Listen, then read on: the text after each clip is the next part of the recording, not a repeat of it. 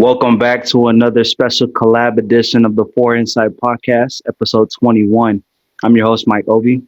Joining me is another fellow podcaster. She's doing big things with her September podcast, and we just decided to bring our minds together and discuss some content. Without further ado, my guest, Angel Luna. Angel, how are you? I'm good. I'm good. Thank you. How are you? Good, good.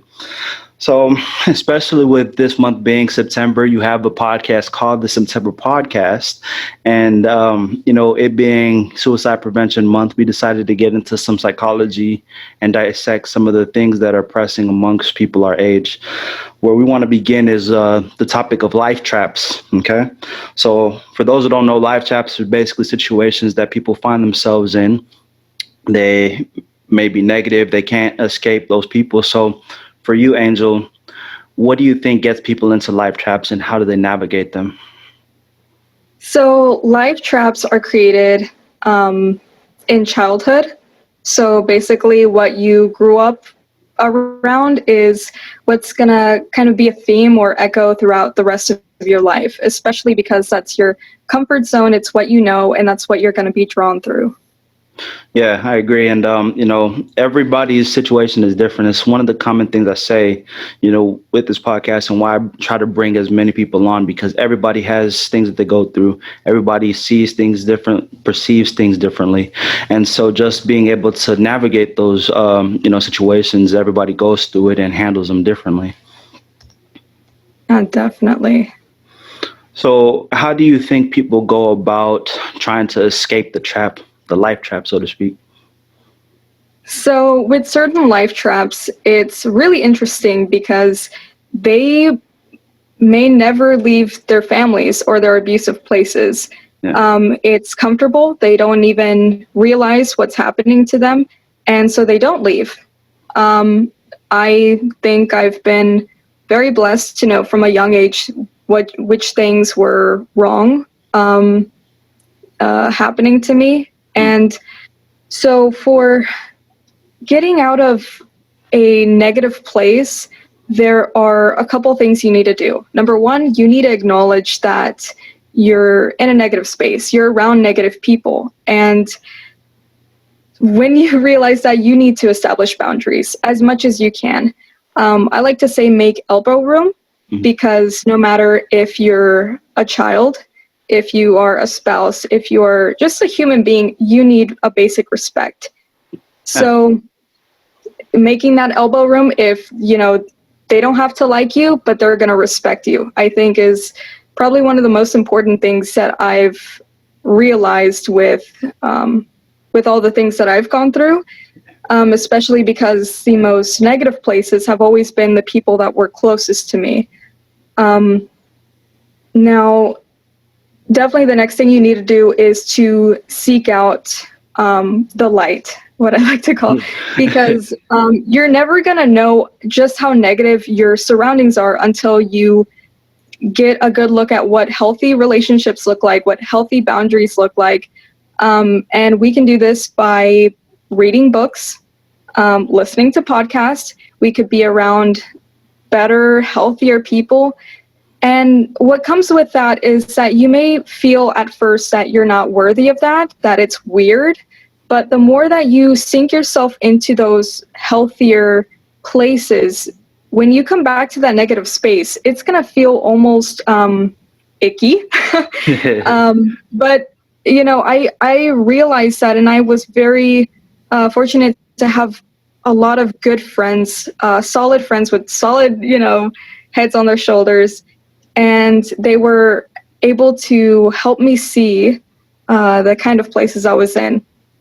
Now, unfortunately, that's not how I broke free. I'm still in a couple of negative spaces because it is something that I'm drawn to, because it reminds me of my family. It reminds me of how I grew up. But not only do you have to know how to cope with things, cope with being in that negative space until you get out. I know with my situation, I grew up in an abusive household. Like I said, I knew things weren't right, And so I was a runaway multiple times. And I know the people at school probably thought it was super weird. But whenever I got out of that situation, not only was it being able to find my voice and tell my story and be able to cope with the things that I've gone through and process them, but also I had to develop a self-mastery. So not only healing from the trauma that I've been through, but also working towards getting better in the future. No, that's great. It's well said. And echoing the point that you just brought up, I think it all starts with first off acknowledging that you do. I don't want to call it a problem, but that something is wrong. Because once you can acknowledge that, then you can work on becoming better. And life chapter stuff, whether it be in abusive relationships, abusive households, bullying, especially, us being in the social media age, and just everybody's so self-conscious. Everybody is so, they don't think their lives are as perfect as they can be, or that they aren't fulfilled in some way, shape, or form. And so I think that's a big thing, is just being able to first off say something's not right and it needs to be fixed. And then once you acknowledge that, then, like some of the practices you mentioned, it could be first off seeking guidance through knowledge. That was how I've been able to cope with certain things that I've gone through. Because one thing is, the longer you kind of stay away from it, the longer you neglect it or you don't want to deal with it, the worse it'll get. If you don't ever decide, hey, I need to fix this, something's got to change, then it'll just keep festering and it'll just keep dwelling. And eventually, for some people, it gets out of hand, and then, they don't ever recover. So definitely, I think you do need to find different sources of healing. And if it's people, then great. It's no one answer. It's multiple things, because not everybody's the same. But the main thing is just being able to first off find the light, as you alluded to, and just focus on bettering yourself and attaining your perfect vision, or attaining your self-worth and understanding it. Definitely. Fester is a great word, because it just it sits there and is very descriptive.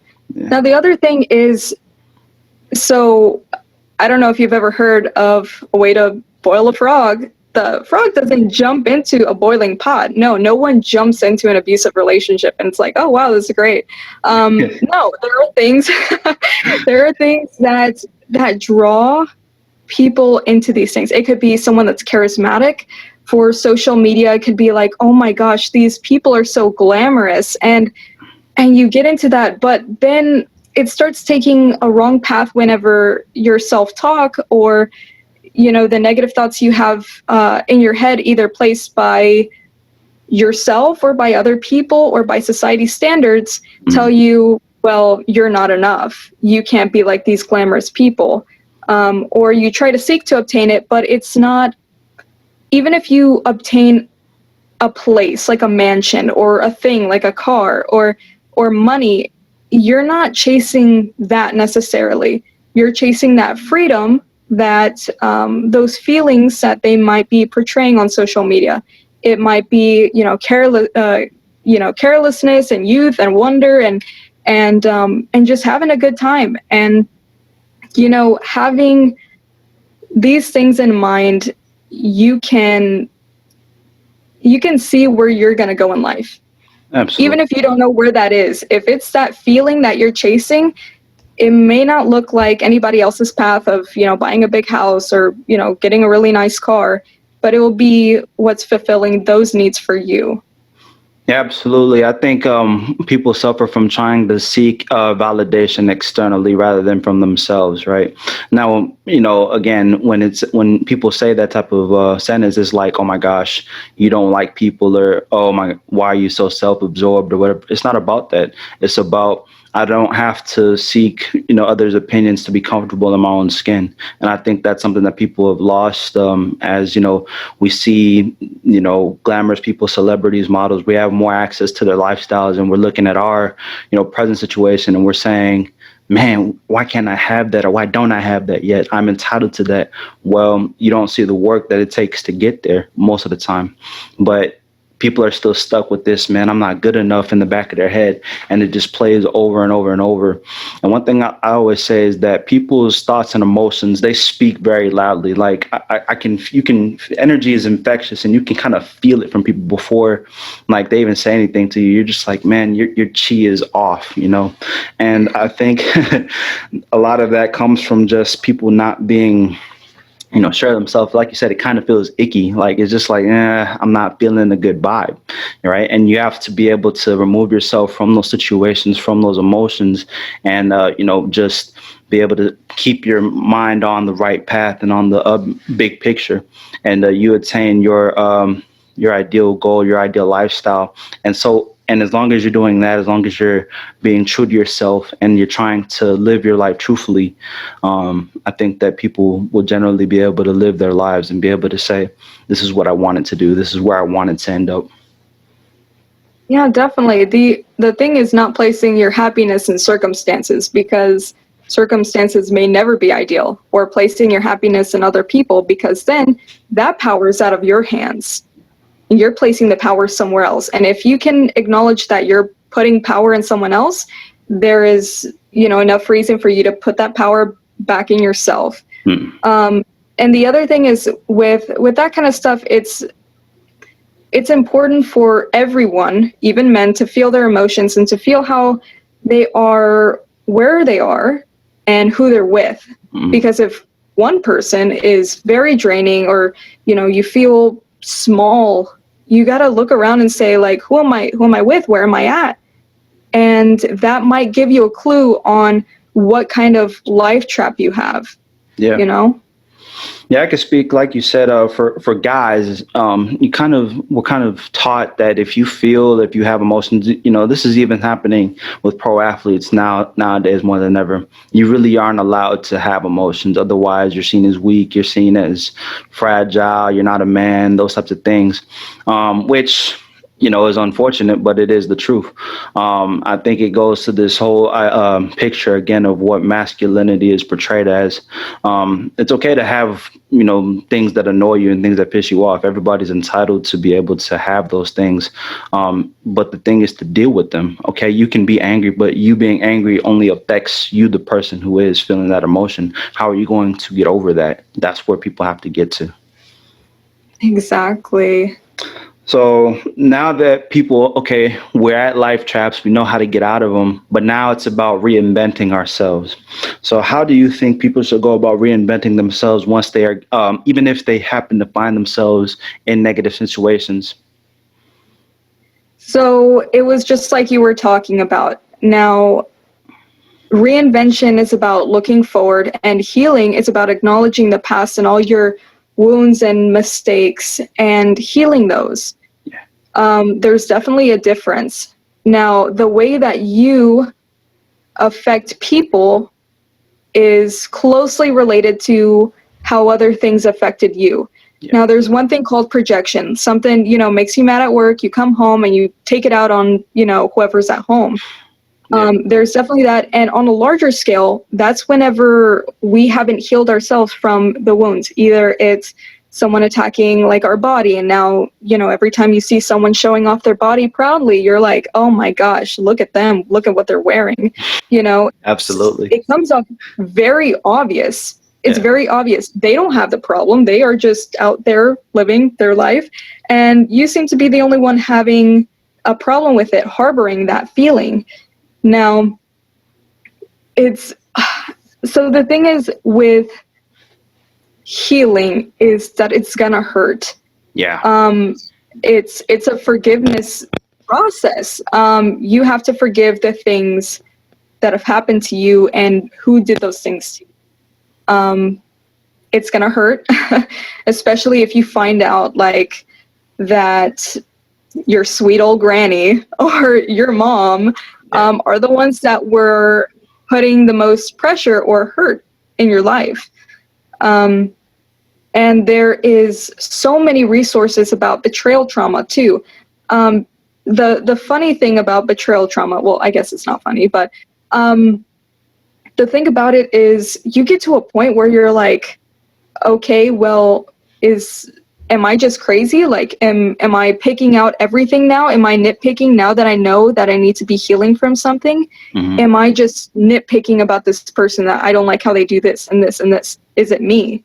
Right. And that's something that experts have really tried to convey online. They've made a lot of free resources for people to heal themselves, because you can't progress unless you've healed yourself. Like, Mike, would you tear your ACL and go out there and play? Heck no, no way. Okay, what if someone was like pressing on it and they're like, look, I'll hold on to your ACL, I'll hold it together, man. You just can't do the other foot. Someone's putting pressure on that wound. You're not gonna want to do that. Like, No way. it's crazy. But I mean, you're gonna have to sit out, and that's gonna hurt. It's gonna hurt your pride, because Yeah. man, you're not out there playing. I'm watching everyone else have fun while I'm going through this. I can't play another sport because this wound will get torn way more. And these are very much like the ways that we have to heal. Now, if you tear your ACL, everyone's gonna say, "Oh my gosh, poor Mike. Oh man, let's send him some flowers and a gift basket and whatever." But if you're healing from wounds that are in here, not a lot of people are gonna realize or even care, because it's not something that they can physically see. No, absolutely. Absolutely. No, I think that's the biggest thing when it comes to mental health help. It's not something you can see, like that's a torn ACL, that's a broken arm. You can't see a broken soul, a broken spirit, a broken heart. Like you can't see any of those things. And I think that's why it's so hard for people to first off acknowledge that. It's like, man, if I acknowledge that I have pain or that, I have trauma, people are going to think I'm crazy or I'm weak, right? Those types of things is what people go through. So then naturally, their defense mechanism is just to not acknowledge it. They compartmentalize it and then never deal with it. And again, I'm going to keep saying it again, fester. It just boils, because if you don't acknowledge, that's the main thing I learned both from myself and both through others that have gone through mental health that I've either helped or have observed. If you don't acknowledge the problem, it won't go away. It's not something where you can just say, "Oh, this is a bruise, I'll just heal from it." No, no, no. That's something where it's like a cancer in a way. It'll spread and spread and spread until it destroys you.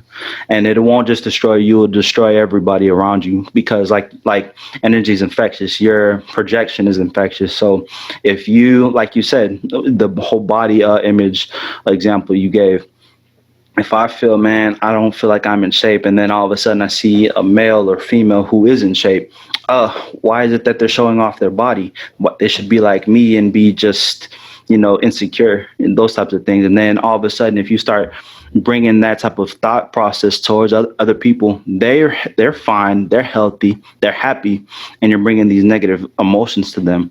They're not going to be able to understand, like, okay, maybe this guy has something or this woman has something going on. It's like, oh, I don't want to deal with them. And so then they just kind of naturally push you off. And then you're thinking also, man, nobody likes me, nobody accepts me for who I am. So then it's a constant replaying of The cycle. Exactly. Gosh, that exactly. So like, that's whenever I got to my pretty much breaking point. I thought I was, progressing. Whenever I wasn't addressing the problem, I was addressing it like superficially. And that's whenever I knew that I needed to heal the traumas that I've had before, because and this comes with a lot of interaction with people. Yeah. Sometimes you have to go up to those people that hurt you and say, that's not right, or even I forgive you, because that's going to spread. I knew that it was a big problem whenever I would walk in a room and it was like people would scatter, and I'm just like, Right. okay, like it's like, okay, well, get intimidated. I don't know. Right. Yeah, I think what I didn't have necessarily mental a situation where it was going to fester, but what it was is that I thought I was helping it by doing other things. Like mainly it was when I had my mental health thing go on, or I had, anxiety or whatever the case may be, I tried to drown it out by going to the gym and just working out all day. Right. And I'm thinking, man, if I just block it out by just going and lifting weights, I don't have to address the problems, right?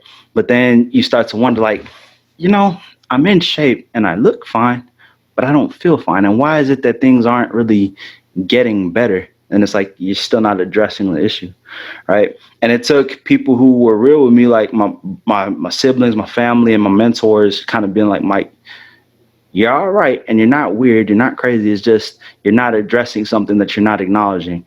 And I'm just like, all right, you're right, blah, blah, blah. And then once I started understanding that part of the process, and like you said, healing is painful because you're having to tell the truth to yourself. And it's parts that you don't want to hear, but those are the things that help you overcome the adversity, right? And so, it's kind of like the way I reimagined it is what Muhammad Ali once said, that, you suffer now and you live the rest of your life basically as a champion, right? It's the idea of, look, you can go through this temporary pain now and you can be better for the long run, or you can, get this quick fix, which is what people do largely with, drugs, alcohol, whatever. And you can just kind of block it away momentarily, but it'll never truly, get fixed and get healed. And then it just gets worse later on down the line because you never addressed it. Yeah, exactly. With that Muhammad Ali quote, the thing is, he was training like every night. Like, you don't just train one time and then you go in the ring and that's it. You have to do this constantly. You have to heal yourself constantly things are happening. And that's where you need to reassess yourself and take a temperature check. Where are you at?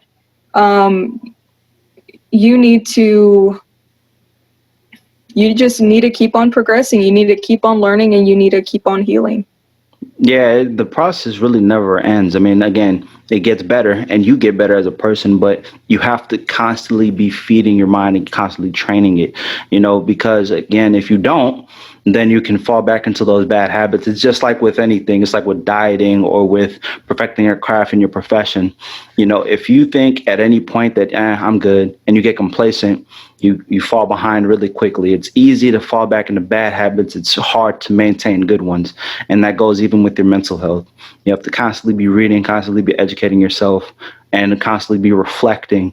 If you do those things, then you're always keeping yourself maintained. You're keeping your system maintained. And that was the biggest thing I think I learned, both through mentors and through peers who taught me, because I'm always trying to learn. There's something you can gain from everyone. And it's just like, look, you got to keep doing this. And it's okay to acknowledge that something's wrong. You just have to be willing to acknowledge it and fix it. Oh, for sure. So now we're into reinvention, we're into healing, but now people still have to be able to find peace within themselves and leave negativity in the past. So how do you think people go about that process now, the final process, if you will?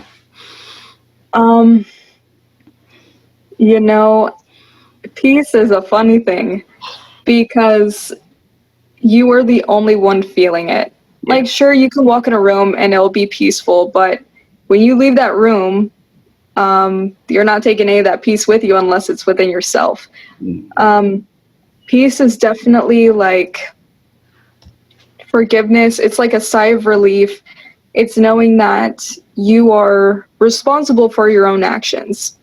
Now, peace doesn't come with no strings attached. You definitely have to work for it. It's a wonderful feeling, but it's definitely a place that if you haven't done the work, you're not going to achieve that. Mm-hmm. I mean, if you're not in that space anymore, it shouldn't bother you. Yeah. If, for example, I used to tell my story a lot.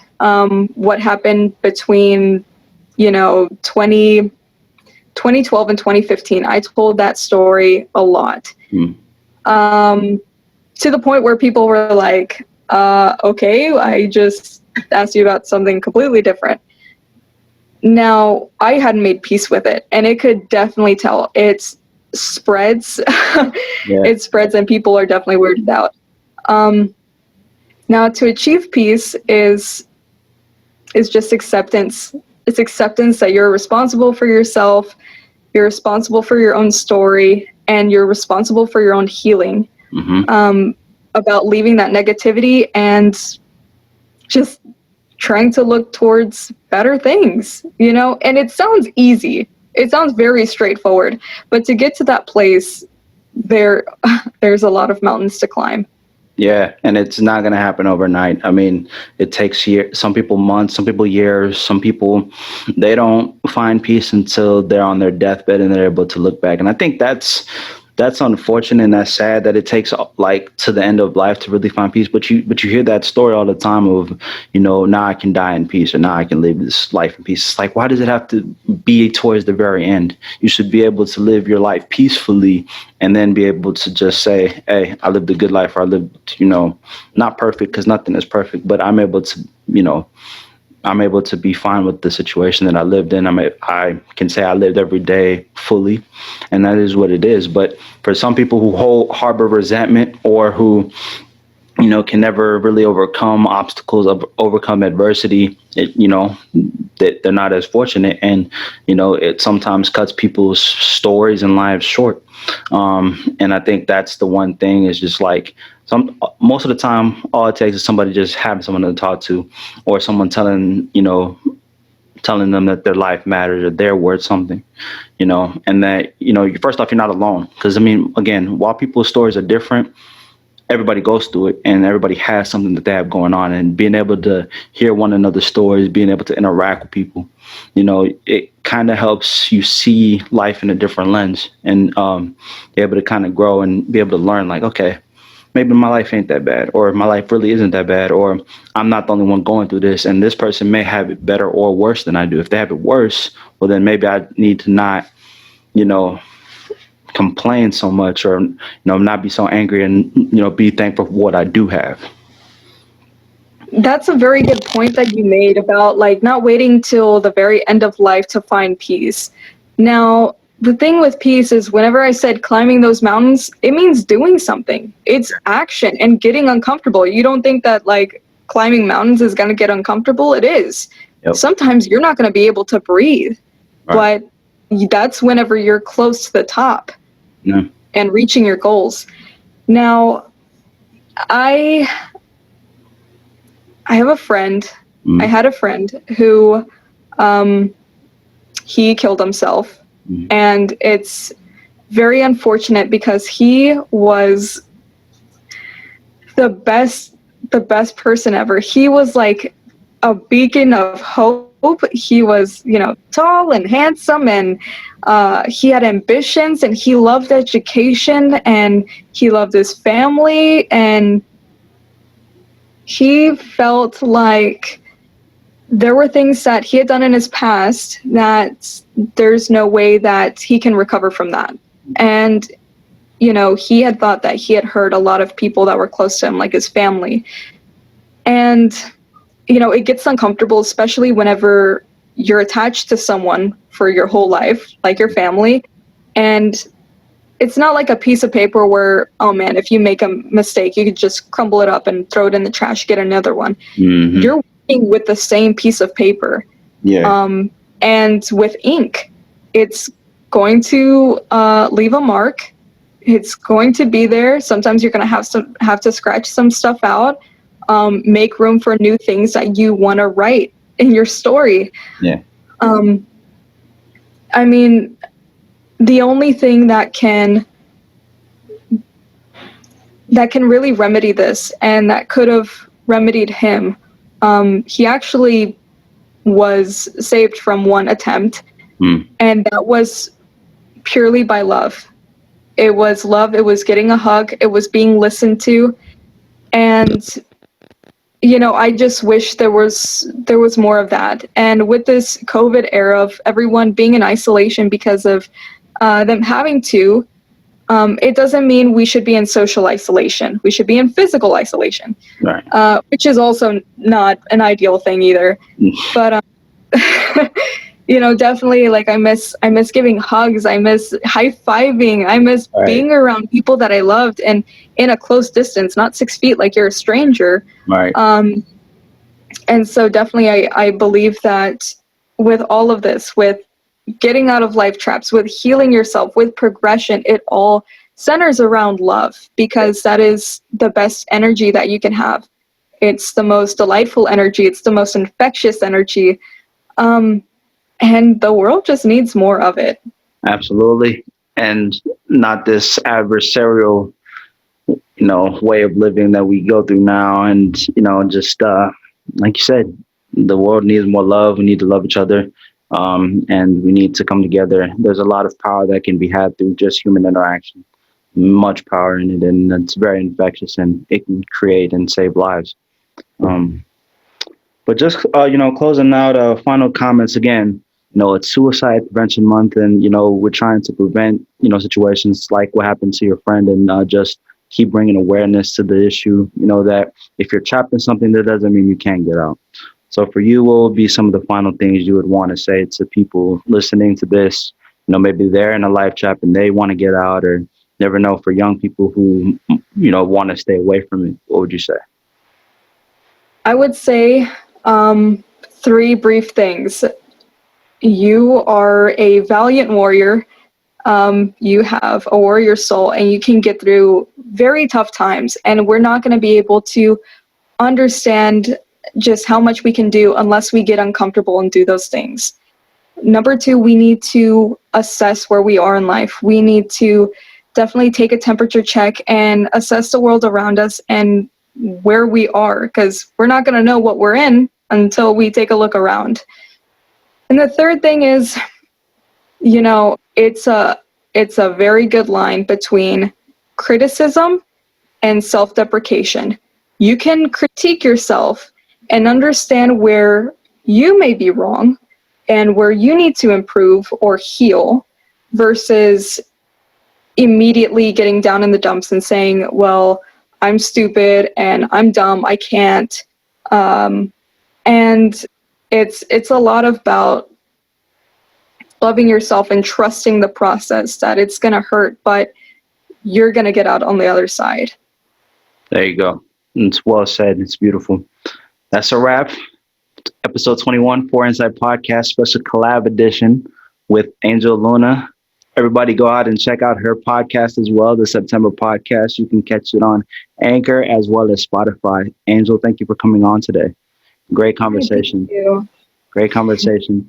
You can catch this episode on YouTube, Anchor, Spotify, all platforms, shipping podcasts. Thank you.